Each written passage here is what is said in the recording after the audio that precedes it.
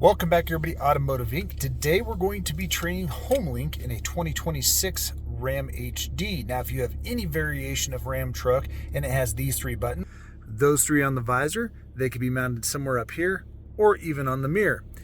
This is a pretty easy and simple procedure. Now, I only have two garage doors I'm going to plug into this bad boy, so I usually use the 1 and 3 buttons so nobody confuses it.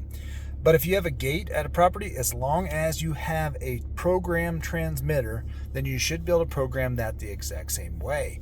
Now, keeping in mind, because I've had this question before on the GM Homelink videos, was what if I don't have a transmitter? Well, maybe we're confused. Whatever you're using to operate the garage door outside of the actual house, that's what you'll use to program. That's what I'm calling by a transmitter.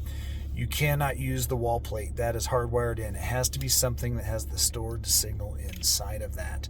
So, another thing, no matter what garage door opener you have to be careful. If you have a Genie, some of these are dual mode remotes, so you'll have a little green light down there that basically flashes or can change to red. You want to keep it on the same setting. So if it's green programmed to your door, you need to hold it 10 seconds, let off, or just shy of 10 seconds, so that way it doesn't switch modes, because if it switches modes, it's not going to catch the right signal.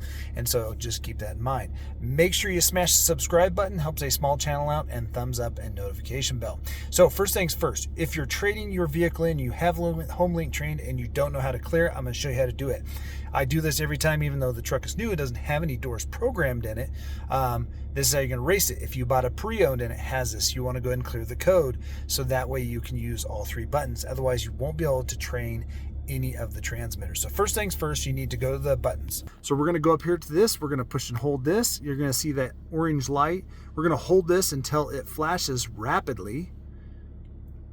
And that means you've cleared all the codes. So again, trading in the vehicle, bought a used vehicle and it probably has garage door open, we just want to clear those, because again, if you keep going here and trying to program, it's not working, more than likely it's because the codes are full or the buttons are full. So now that we've done that, guys, you'll want to be out of your garage, so that way your garage door can go up and down. Because what we're going to do is we're going to hold whatever button you want programmed to button 1. So my top button's my big door, and this button at the same time. And what you can do is you can watch your light here. You're going to start pushing that, and you're going to push and hold that. Your garage door is going to go up several times. And then what you're going to do is you're going to wait until that light flashes much faster. Then it's going to be trained to your actual remote. And it can take up to a minute sometimes for this to go. And you'll see it when it changes the speed of that flashing, that it's finally trained. Now, some systems are faster, so you can see it's blinking rapidly. Now we are programmed to the actual button, to our first remote here. Now the procedure will be the same for every button after that. You'll do the same thing once it's rapid. And then what we're going to do is now we're going to go into the garage. Now, if you have a gate on your property or anything else that has a remote opener, you should be able to program this into one of the buttons. Keeping in mind, you only have 3 typically. I've seen some of the older ones only 2. So now we're going to leave this open.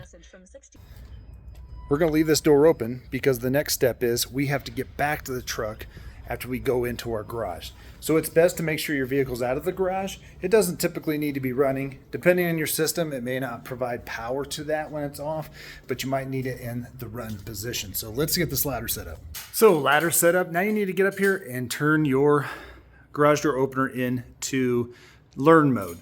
So this isn't going to erase the actual remote. So we're going to push and hold this. And on this specific model of Genie, you're going to see us, and this is going to start going to pink.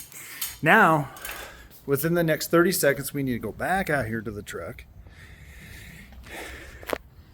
And we're going to push and hold this. And it's going to continue to flash. We're going to push it again. Push it again. And voila. Now, we can stop it from here. And we'll put it back up.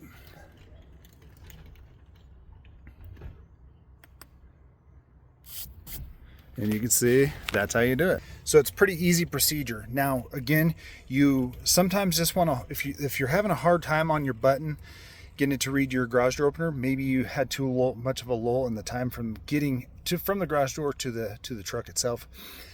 So my suggestion is just kind of hustle. My truck doesn't fit in my garage, so obviously I can't put it in there. The sensors will do it, so you can't just stand here and reach in and do that. So what I like to do is I come in and push it, and the way the RAM Homelink works is it sends a signal and holds that signal for a while.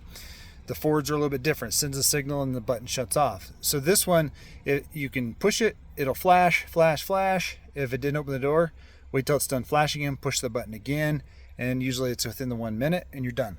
Now to do the other buttons, it's the exact same procedure. Push the second button or the third button, whichever one you program. I usually skip the middle one and then do the third one, and then go in and do the other garage door opener. As always, guys, appreciate you guys being here. Have any questions, sound off in the comments, and I'm going to catch you on the next one.